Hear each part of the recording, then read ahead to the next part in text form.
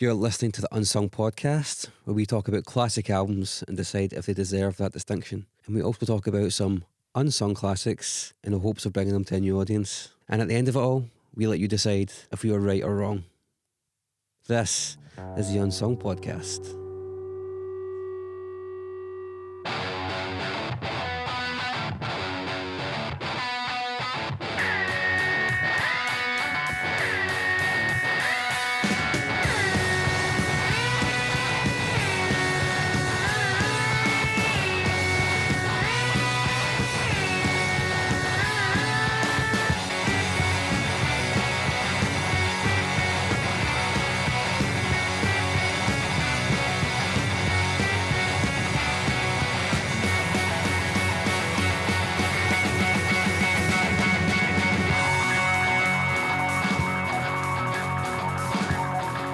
You're listening to the Unsung Podcast. On last week's episode, we spoke about the Twilight Sad's debut album, 14 Autumns and 15 Winters. It was definitely our closest vote yet. For most of the week, it was sitting about 50-50, and we thought that we may have to make some kind of executive decision because it was tied. But a couple of people have came in and voted, and they have swung the vote towards the yes column. So Twilight Sad, the fans, your fans, and fans of this podcast have voted that 14 Autumns and 15 Winters is your definitive statement, is in their eyes your best record, and we are very happy to welcome it into your discography. On this episode, we're taking a left turn. We're going a bit weird. We're going to be talking about Vespertine by Bjork, an album which I think we all found to be very, very interesting indeed. Enjoy.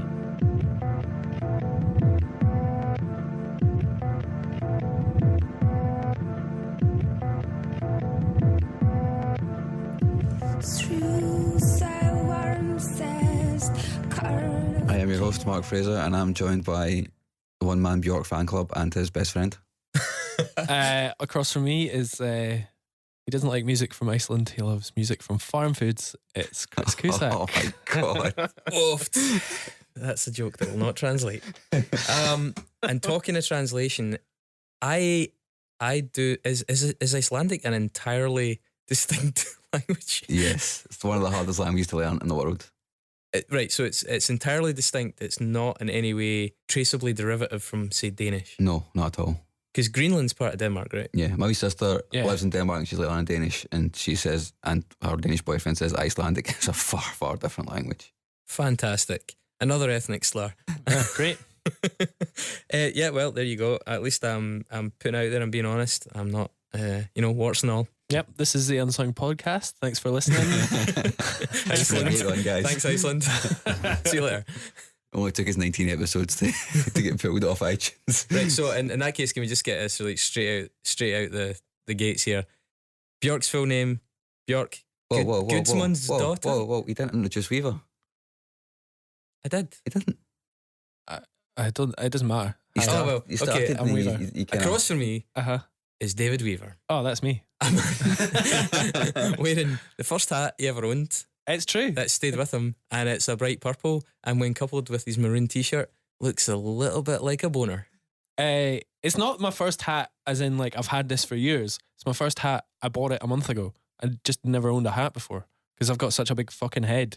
Hats just make me look ill. You've been looking for that. I look XXX. like whenever I wear a woolly hat, I look like an outpatient. But I've finally found one that fits, and I'm like, holy shit, there's so much warmth here. I've been losing the heat all the time through my Off head. your head, yeah. And now I'm a hat convert here. So guys, hats. Hats. Well into them. Do you know who else likes hats? Who's that? Bjork. Bjork. We're Bjork talking likes about hats. Bjork. Bjork Gudmunds's daughter.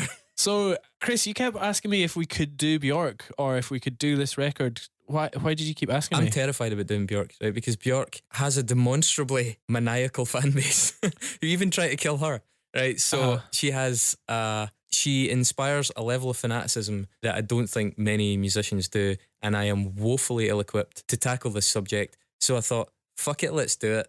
Commercial suicide. No, Why but not? I think what we can do is come at it from like our normal, slightly ill-educated but well-meaning music fans. Guys. You know, like I fucking love Bjork, but I'm not like a Bjork super fan. I'm not like evangelical about her. You're carrying the can today, though. Yeah, that's fine. You're clearly But the I'm most not like- learned. I've never seen her live. Because she doesn't really do live out very of her often. depth right now. But so, background on Bjork, everybody. Bjork released an album when she was 11. She did indeed, yeah. She or someone released an album with Bjork on it when she was 11, and she sang at a high school talent competition. Someone sent the tape to a radio station. The radio station played it. She got contacted. They signed her, and the album's fucking terrible. It's mad as fuck. Yeah, she was like Beatles covers and mad shit going on. So bizarre.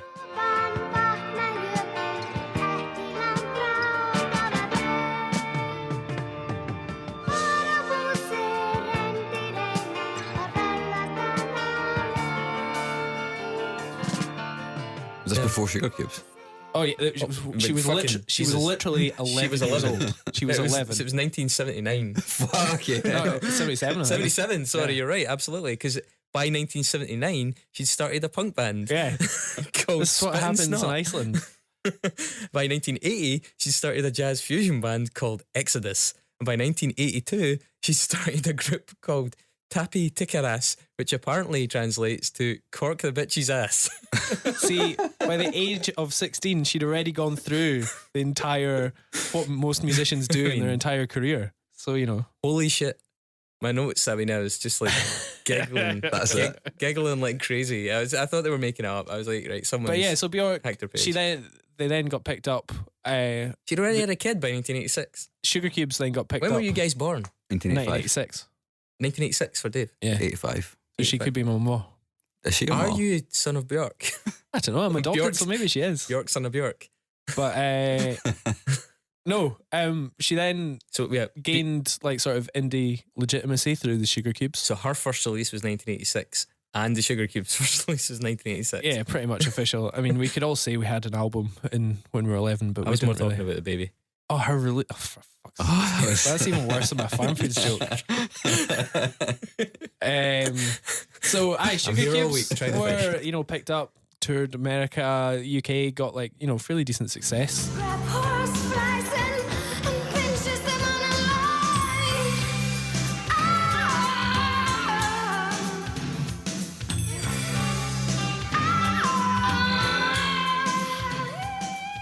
Yeah, she played bloody- to David Bowie, not Bowie, David Bowie and Iggy Pop in 1988 in New York. They went on a U2 Saturday Night Live as well. U2 tour. Yeah, Zooropa. Wait, that was the one with the lemon, wasn't it? I Was think. that the one with the characters on stage? They played yeah, like maybe. the fly. It was like and early something. 90s, like U2 at their fucking hugest and most So one that the ridiculous. Simpsons did a thing about Yeah. as well when Homer was Yeah, so the they garbage like man. she was opening that when she was in her 20s. Yeah, it's absolutely 92. Their third album. Yeah. And their second album apparently kind of bombed. The first album was really well received. I think Melody Maker made it their album of the year. Yeah. Melody Maker made the single off it, single of the week. But it was well received overall. So even But if the Bjork second had album sort of tanked. disappeared, she would have a fairly decent body of work. And they sacked it in 92. And that was Yeah. the Sugar Cubes, and they were done. And it was like, all right, what's going to happen to that mad wee woman now? Yeah. And she's retreated to go and start this huge empire of like quasi surrealist electro pop experimental madness. Yeah, but what's interesting is where this record comes in her discography and her Oeuvre. oeuvre.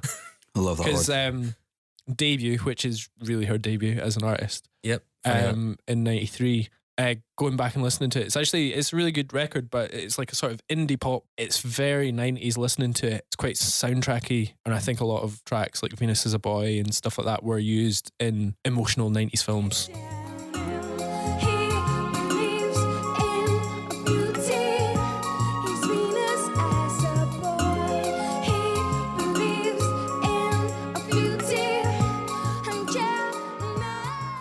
Yeah, I mean, debut and post are And then- sort of semi-conventional albums. Yeah, by and their Post is the standards. one that cemented her place. It's the one that went platinum in America and in the UK, and it's the one with Oh So Quiet, Army of Me. Army of Me, which is like an absolute fucking club banger. Yeah. I remember hearing that on a best of cassette that It's I quite had. industrial. Yeah, it totally is. Really, really good.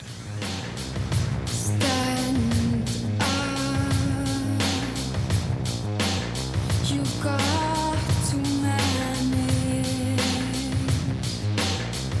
I won't sympathize. But I mean, she worked with really interesting producers. She Well, started off doing that. It's interesting because for debut and for post, she worked with Nellie Hooper in London, and that seemed to be like a pretty big influence on her. I have to put my cards on the table. I have time for Bjork. I am probably in first year of Bjork, if you will, in terms of my understanding of the woman and her work. But it does seem like producers are a big part of her music, and that is not to undermine her or belittle her role. She's clearly a talented writer, but she seems. But she's also always a producer. She just knows who to. I think she seems to be very astute at getting people in who are working at the forefront of the scene at that time. So much like somebody like Kanye West is as well. Yeah, absolutely. But I think she seems a little bit less prone to plagiarism. Well, I mean, she doesn't come from that sort of hip hop sampling background that Kanye does. Yeah, sampling as in like same way you sample food if you put it in your pocket and don't pay for it. But no, she has Arca on her latest record. And Arca's on the last two records, and Arca's like very zeitgeisty right now in terms of electronic music, and even for post in the like mid '90s, she had Tricky, she had How You Be, going like the fellow trip-hop Glaswegian, I might add. The Hacks and Cloak was on the record, the one not her latest one, but the one before that. That's right, Hacks and Cloak, and who's fucking great producer. And again, extremely zeitgeisty. And so then going back to zeitgeisty, she is always sort of capturing the zeitgeist, be it the sort of hipster zeitgeist or the mainstream zeitgeist as it was more in the 90s. And post was the thing that like really cemented her. You think of Bjork now and she's like this, like the alternative music queen. Yeah. In the 90s, she was on top of the pops. She was platinum. She was a pop star, up there with fucking Madonna or the biggest pop acts in the world. But my mum bought Also Quiet, the single. I was going to say, because of, in a large part because of that, and I'm going to be honest, I fucking hate that song. You fall in love, sing blue, the sky up above, sing blue is caving in. Wow! Yeah, I mean, I would never listen to it. So bad. I'd skip that track all the time. There was that pixie image that she had. It was a big part of Bjork. This kooky, eccentric, wacky little like lady, and even like big time sensuality. Running back and forward in that famous video in the truck, and like it was all like very non-threatening. I mean, certainly compared to what she does now, quite tame. But she seemed to in '97 when she did Homogenic. That all kind of went out the window. Well, I think she had debut, which was taken seriously, but it was quite a light album. And then Post was the one that got her famous, sold fuckloads. But people certainly saw her as that sort of kitschy thing and pixie-like. And she obviously felt, people aren't taking me seriously. I'm going to fucking produce and get other people to help me produce an unbelievable electronic record. I'm the hunter. I'll bring back the goods. It's interesting though, right? So with Homogenic, and I picked up this much. So in '96, on the 12th of September, she was sent a letter bomb, which was designed to spray acid on her by a guy called Ricardo Lopez, who was a super fan, a stalker, an obsessive. The police intercepted it and then found 22 hours of this guy's like home shot video of himself ranting about Bjork and about her relationship with Goldie, and culminated with the guy shooting himself. And I think it seems like she was quite restrained in what she said about that after it transpired. Yeah. But it does also seem that she moved from London to Spain at that time and seemed to kind of withdraw a bit. And you can only imagine that that's a big part of that withdrawal, literally and figuratively, in terms of like from the mainstream. Yeah, I mean, was inspired she could by have that. gone down a route of being, a fucking megastar if she wanted to. I wonder in the significance of that incident, like, because that was in '96 and '97 was when Homogenic came out, and she seemed like she had made a conscious decision to sort of not pursue this mainstream thing, like to retreat a little bit into her own world, and she did that musically with that album as well. I mean, it's pretty incredible to think about the level of fanaticism that you can inspire in your fans, where they're trying to send you an acid spraying letter bomb. Yeah, that's terrifying. Prior to that, I mean, you're talking about her mainstream success. I didn't actually know this, but Bedtime Story from Madonna's album Bedtime Stories, Bjork wrote it. Yeah. Which was pretty incredible when you consider that you're writing for Madonna at that point, and that's like your second record. Let's get unconscious, honey.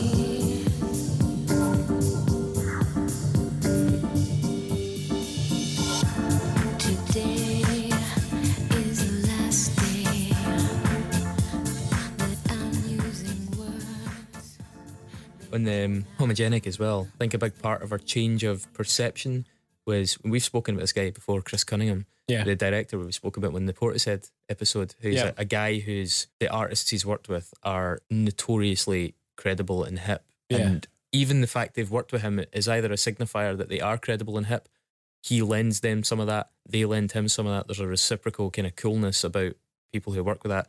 And they did this very iconic video for All Is Full of Love, featuring it's her, but it's a robot.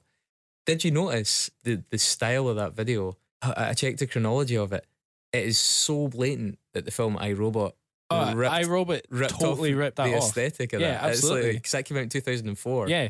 And yeah, I was like, man, that can't be a coincidence. And I looked at it and like that. They're pretty much the same robot. It's fucking mad. It's incredible, isn't it? They released that Chris Cunningham video on DVD on its own single as a video in, I think, 98, 99, something like that. Yeah. I, Robot 5 years later has almost identical aesthetics on there. But I mean, there's always been a tradition of sort of pilfering the best music videos for ideas for movies and adverts.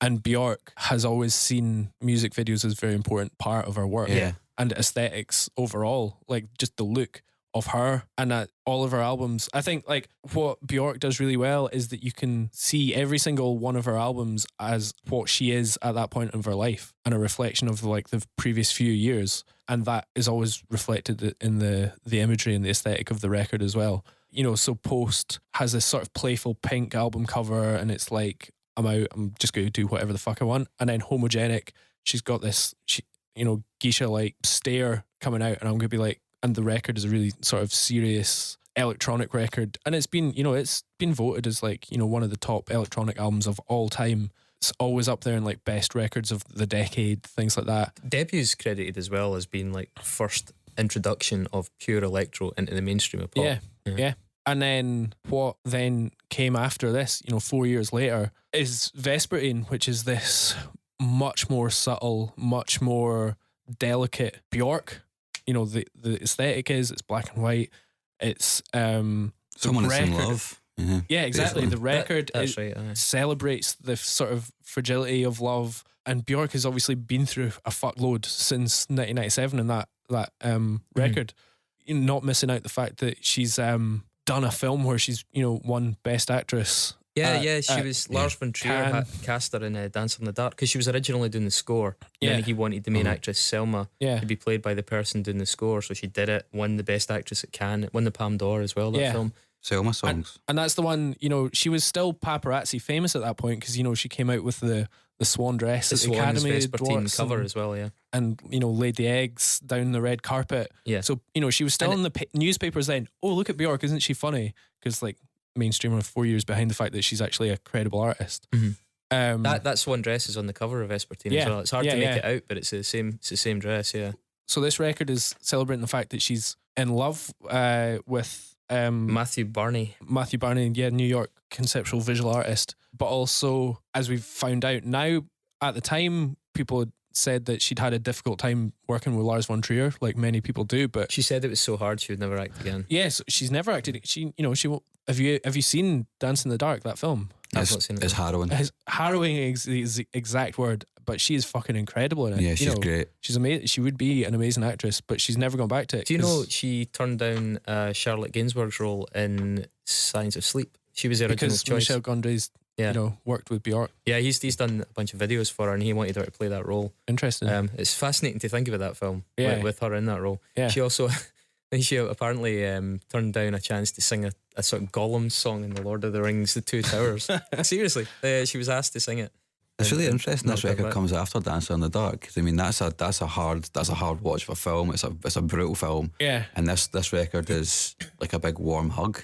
Yeah. And like, but I remember she said that like doing Selma songs and doing that film was like her day job, and then this was her night job. So I feel like this was her escape from that fucking harrowing ordeal, making the movie, but also being that character, having to deal with that guy, having to deal with Lars von Trier, who notoriously difficult. And she's come out recently and said, that he's a proper arsehole, a Me Too type cunt. Yeah.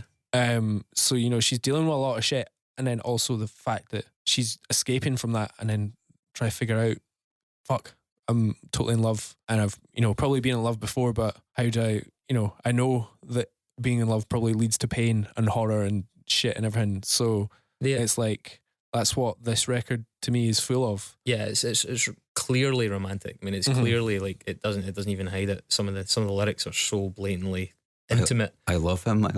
Yeah, that. There's that, but there's also like the thing. Is it Cocoon with the chat of like waking up and he's still inside me? Yeah, which has Me Too connotations, I guess. But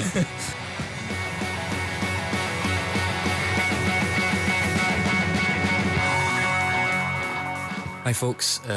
Unfortunately, this is that awkward moment where I have to kind of hold out my little cup and shake it at you and beg for some spare change so we can keep funding the podcast.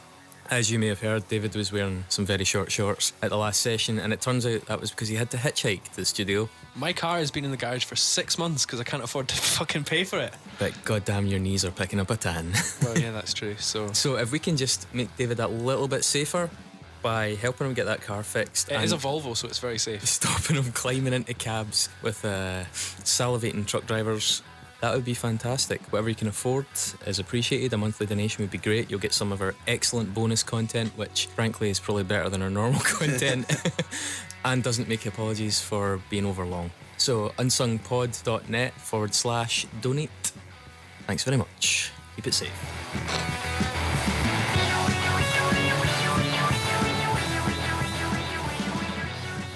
But like the videos as well for the album were a lot more erotic. A lot more Cocoon, the video for Cocoon, has her having sex in it. Mm-hmm. It's just, computer generated imagery, muffles it up a bit or whatever. Yeah, but they weren't able to show it on MTV at the time. Yeah, exactly. And then at the end, it's all about, this red fabric coming out of her nipples, yeah. Which then cocoons her, and it's, she's sort of letting herself be enveloped by, I don't know, love. And then just letting herself fuck off with it.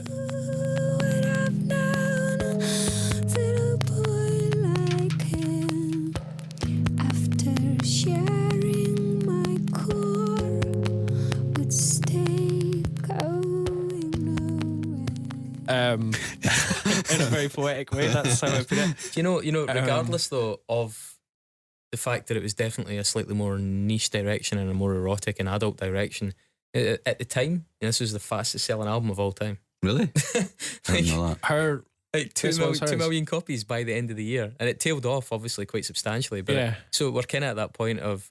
It's interesting because there's no singles on it really. That's the thing. It's yeah. I mean, I think Pagan Poetry is probably the one I recognise the most. Mm-hmm. Yeah, but it's still like it's like a weird electronic, glitchy thing. Yeah, it's pretty crazy. There's no pop songs on this record at all. Yeah. It's probably a good point for us to say, given that it did sell so much, I think it's still relevant that we highlight this album, because when you then look back through the kind of listicles of, Bjork's catalogue, this is almost always mid-table. It's almost always somewhat overlooked, so yeah. The most obvious ones are like Stereo Gum, who do this thing quite a lot where they look at the back catalogue of an artist and, rank it. Yeah, this tends to finish in the body, in the centre. The first 3 are always up there. Biophilia is always up there, and then this sort of gets passed over. So yeah, sales figures notwithstanding, it's an album that probably deserves a little bit of closer examination. It's definitely of her stuff, probably the one I enjoy listening to the most. Yeah, as someone that's a passive Bjork consumer, I think she's got such an incredible body of work that I love making playlists up and like best of. And this album doesn't necessarily have songs that like stand out that you want to put onto that like best of sitting in the car and go listen to Bjork for 20 tracks. But it's the album to me I go and just listen to from start to end and just fucking love. Like if I'm, sitting with my headphones driving on, on a bus or on a train or something, I just want to like just listen to an album. You can't dip into it. You've got to go on a journey with it. Yeah. Which I appreciated a lot about it. And that's kind of how the first time I heard it was actually I loaded it on my iPod for a big long bus journey back home to the Highlands, and I was driving up the A9 on my own, looking out a window. Bonnie Drive. It's a Bonnie Drive, but not when you do it 30 times a year. But and it something, obviously, echoes of the fucking Icelandic landscapes, and there's something about she's very at one with nature. And in fact, on this record, she said, she was really interested in like micro beats and natural sounds, things like sound of ice breaking and glass cracking and stuff like that. And field that's recording type stuff. yeah, which gives this record, the producers that worked on it. Matmos and is it DJ Thomas? Matmos are this duo that do really, really sort of ambient and weird things. Yeah. And it just lends a really sort of beautiful, very organic build to the whole record foundation. Thomas Knack or Thomas Knack? Am I just being stupid there? Thomas Knack. And there's a harpist as well, Zena Parkins. There's a lot of stuff in it that's quite lush. And an interesting thing that I only read about for today was that she deliberately put a lot of instruments like harpsichord and harp and stuff like that on this record because she didn't want people to download it and not appreciate it on their computers, which is weird and very of its time because she expecting people to just download it and then listen on their little shitty. I think she was. So she wanted people to appreciate it on a record and listen to it in a good, sound system, and it's as a piece of art, which is coincidentally more expensive. Well, yeah. But was it also one of the reasons? But you can buy music online then, so she was in her own way Metallica-ing it, but in a much more artistic way. Being a snob, yeah. I mean, it's funny that she approached it that way, and then with Medulla in 2004, stripped everything right back to at one point saying it was going to be just vocals. Yeah. It did end up eventually with some sequencing and a couple of instruments, but it's very sparse. Yeah. Bærin minn og þinn sefur sæll í kyrrð. She had Razel and Mike Patton and a throat singer called Tanya Tagak. Yeah. And it's had some really esoteric people on there for someone as commercially successful as Bjork, and to try and construct an album with that kind of challenge. And then after that she did Volta, which was basically the exact opposite. It was everything thrown in, and it was huge and colourful.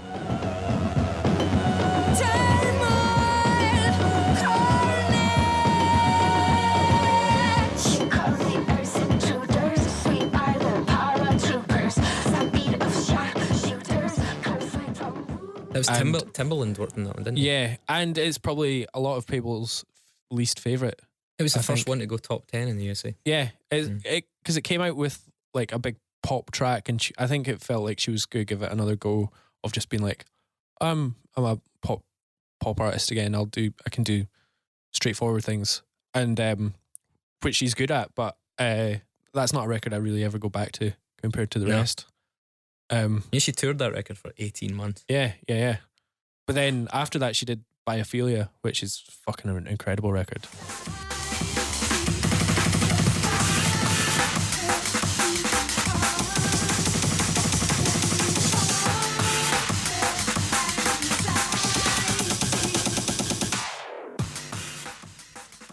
It's amazing, isn't it? Toured Biophilia for 2 years. Oh, man. I mean, that's...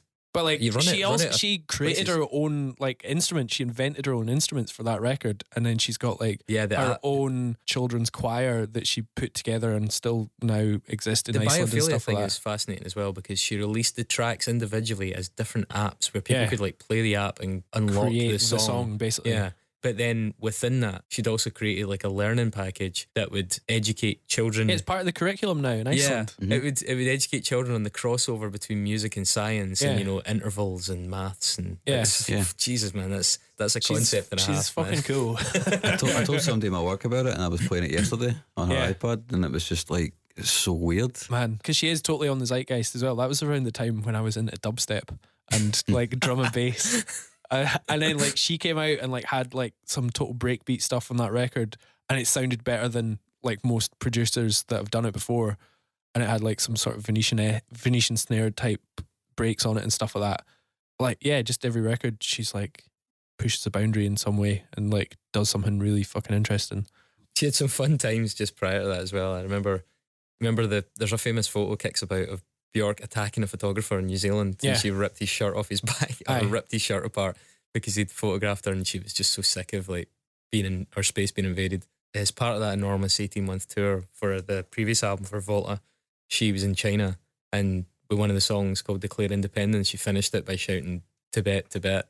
Yeah. Yeah, fuck And it. the Chinese government's response was, she has hurt her feelings. Like, Bjork has hurt my I'm feelings. sure Tibet's gutted for you.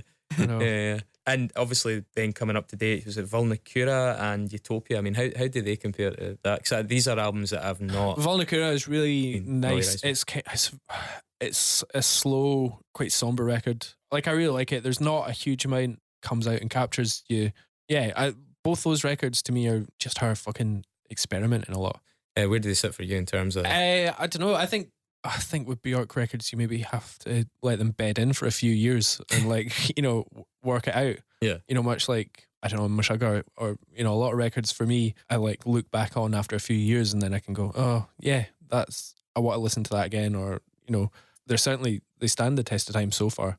Do you think she's still producing at as high a level as she was? Yeah, but I think she's just totally given up trying to please anybody. Even though I don't think she ever tried to please anybody per se, but like she's given up giving a fuck about anything really. She just does exactly what she wants to do. She doesn't need to sell records anymore. And you can see that like basically since debut and post, she's sold consistently less and less records, but she'll play to more and more people that want to go and see her. Yeah. Because she's increasingly legendary and her body of work is better. Yeah, she's acquired a kind of an inertia that is just like it allows her to just by sheer strength of reputation just continue to pick up people based on her credibility. Yeah, exactly. Like Prince as well. It's the exact same for him. Yeah, Like she's getting rid of the casual listeners, but she's building her fan base. She does join like a stable of artists in that sense. I do think like Nick Cave, Tom Waits, PJ Harvey, Bjork, these are all like people that musically are not straight down the line. They're not doing Backstreet Boys, but they have done so much and it's such a high level and are dabbled with the mainstream. Yeah, exactly. And they've got to a point where they just consistently gather and they're always, seems like they're always going to be held in reasonably high esteem.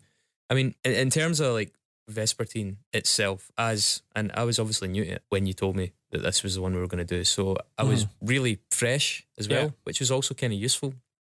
The main tracks were Hidden Place, Pagan Poetry and Cocoon were the singles, but they're not necessarily the ones that click for me. And Cocoon particularly isn't one that I feel like this record has like beautiful tracks and then segues between tracks.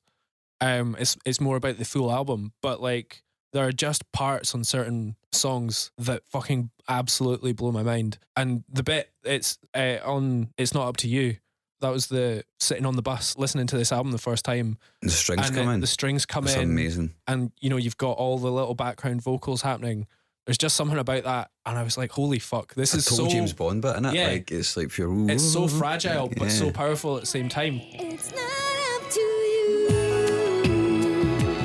I would never. It's not up to you. I would never. It's not up to you. It feels like every single part of this record is really, it's fragile. I can't think of any other words for that. But as a whole, it's just so fucking powerful. I really love the song An Echo of Stain has that creepy kind of whoop. Yeah. Whoop. Very soon.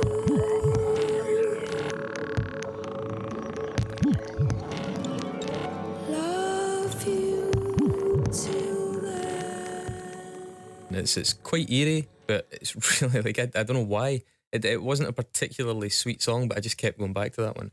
And again, coming at it with fresh ears, the one that I liked the most was the song Heirloom. I love Heirloom. I think and it comes in just at the right time as well, because An Echo, A Strain, like it's really nice, but it's quite understated. And then Son of My Mouth is one of these tracks that critics of Bjork will say that she sometimes warbles a little bit or she gets lost. I don't necessarily agree, but I think if another track like Son of My Mouth followed, you'd be like, oh, I kind of want something different to happen. Mm-hmm. But when Heirloom comes in, it's got, you know, just that beat and that tempo to it. I actually I love balances the record I love so the well. melody of Heirloom. It's yeah. Because I think one of the reasons I've never engaged with Bjork in a more consistent way is because her choice of melody tends to leave me a little bit cold. She dilutes a lot of things, or she certainly doesn't have like a strong root when she goes to certain vocal transitions. And so I think sometimes I like things to be spelled out a bit clearer.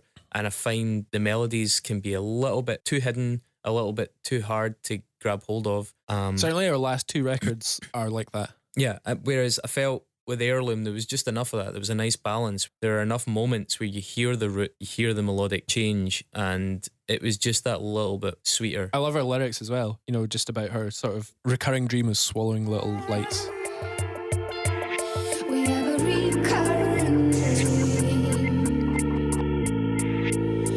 Every time we lose our voices, we dream.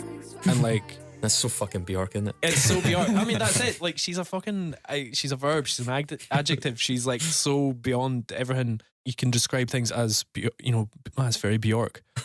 Yeah, she has got that same quality as Meshuggah in that sense, where you're like, my God, this music's a bit Bjork. Yeah, exactly. But like, I think, Heirloom like really captures this album and like that sense of a self-study, and it's quite ethereal and surreal as well. But it's also like dealing with love and herself and her body and everything. Yeah, it is very positive in that sense, and it is kind of nice. We've all been there, I'm sure. We all know the bitterness of love that doesn't work out. Yeah. But you also know the almost stupid optimism and I think she's aware of blissful happiness. Yeah, Yeah. and she's enjoying it. Like, it seems like there is definitely like, God, I'm giddy. Yeah, I'm just but gonna write I something. mean, really, Pagan Poetry as well is an amazing track for me. that's a lovely song. It is a lovely song. And I think with that track, well, obviously nobody else other than Bjork could have written this track or this album. But I just don't think this could ever have been done by a male. I don't think a man could ever have written this record. I think it's a very, very female album in like a very, very positive way. I love him, I love him, I love him, I love him, she loves this time. I'm gonna keep it to myself. Pagan Poetry maybe encapsulates that the best. And like Yeah, the bit where she's like, I love him, and then the backing vocals, she loves him, and it's like a sort of, I don't know. I'm just trying to imagine the male equivalent. Yeah, who singing, knows? She wakes up and I'm still inside her. Yeah, exactly. Like you just it couldn't No, be it's done. not- It would be so fucking Not quite horrible. as touching, is it? No. Yeah, It's probably important to highlight here as well. I don't necessarily think we're saying this is the best Bjork album. I think it is, but yeah. Well, okay. Why? Why do you think it is? I just think it's the one that perfectly encapsulates her, because every single Bjork record encapsulates her at that time, and I think this is the one that best encapsulates Overall. that time perfectly. Okay, so you think it's the most accurate representation of her at then? that time, and it's also the one that I think as a record fits all together the most organically. Yeah, I mean, I like it Um, as a distillation of her as an artist. Although I do like the kind of slightly more industrial stuff that's on Post. It draws elements from across or different things. You know, Medulla, for example, is far too far out in one direction, and not One Direction, the band. But I mean, it's nice as I can really appreciate it. as a representation of that. Yeah. I just think I don't know if it necessarily works to say that it's objectively the best album. I do think our fans are pretty precious about that. What I would say is, I think in the context of Unsung, it definitely seems like the best proportional to its subsequent legacy. Yeah. It seems like it gets overlooked the most in terms of its quality versus its prominence in people's, you know, when people cite her albums. It's like it's one that people are like, yeah, that, when I said we were doing that, people were like, that's a really good album. It's not the one I would maybe have chosen, but you're right, actually, it's brilliant. Yeah, because And- we could easily just chosen Homogenic. Yeah. And said, you know, what a fucking amazing record it is. But, you know, Tiny Mixtape said Homogenic is one of the most groundbreaking albums of all time, an album that assuredly caused countless hearts to soar. And then it gets like named greatest of its decade, blah, blah, blah. Whereas this doesn't necessarily happen for Vespertine. Yeah, that's it. I think it's more that numerous Bjork albums, not even just Homogenic, are on numerous lists. That's why I feel this maybe deserves a place on the unsung list, as Because opposed it's not high enough yeah, on the other you lists. know, it's probably all too rarely on those kind of Mojo 200 records to change your life Yeah. kind of things. But in terms of a list of things that have been maybe somewhat overlooked because of the quality of the stuff around it, Yeah. then yeah, I think it merits inclusion. So maybe I'd ask people, if they do listen to the podcast before they vote, especially this far into it, consider that so many of the other albums are actually included elsewhere, and that's all well and good, but that this one seems like it maybe gets a little bit of short shrift, and I just think in the context of what we're doing, it's probably quite eligible. Yeah. So yeah, I think if we're choosing one record by one artist, I think this is one that is the most Bjork, maybe, as well. That's I true. don't, like, as a person rather than a pop star. Even in her videos, she's naked or she's sewn her wedding dress into her skin. This album is her sort of stripped back from anything, pop sensibilities or anything. It's just her. Yeah, I don't think. As I a mean, human. it would be hard to argue that Bjork is underrated as an artist. I think Bjork is hugely revered. I think it's more relevant for us to say that this album itself is maybe somewhat underrated. So yeah, I'm behind it going in. Cool. Well, I haven't heard a lot of Bjork, but I did really, really enjoy this record. I like the way it made me feel. Yeah. It was. So cute. I know, it's It's nice, but it's true though, It's isn't weird it? though. It does. It makes you feel. It's uplifting in Yeah. a really, I fucking hate the way it made me feel, but it's beautiful. yeah. It's like, fuck off, Bjork. Stop singing about that shit. Here's some Radiohead. And we hear love songs all the time. Do you know what I mean? And there's nothing. None of it actually communicates what it might feel like. This does that, Yeah. and I appreciated that a lot about it. You know, and I think that's a rare thing to do. Only a great artist can really do that. I think. Yeah, there's a lot of love songs or love albums that are just fucking vague ambiguities about how much I'd give up to be with you or whatever. But this conveys that sense of urgency and fear and all these negative emotions that come with being in love. That's the thing. It's not an album about love. It's an album about being in love, which is a totally different thing. Yeah, exactly. Yeah. When you ultimately think about it, you know. Mm-hmm. I think and it's also pretty shamelessly an album about acknowledging the naivety of it, especially early Yeah, on. it's self-aware. It's very self-aware. What a catch. Anyway, yeah, so you should go to our Facebook group page. Oh yeah, they don't have groups anymore, do they? You could go to our Facebook page and you should probably vote for this, unless you feel so strongly that you want to send us some acid in the post because we chose the wrong Bjork album. But please don't send us acid in the post. And next week we are going to do Jupiter by Caven for some unfortunate reasons, albeit it's one that we've been intending to do for a while, but now's the time. I think that's fair. So yeah, Thanks a lot. Thank you very much. Bye.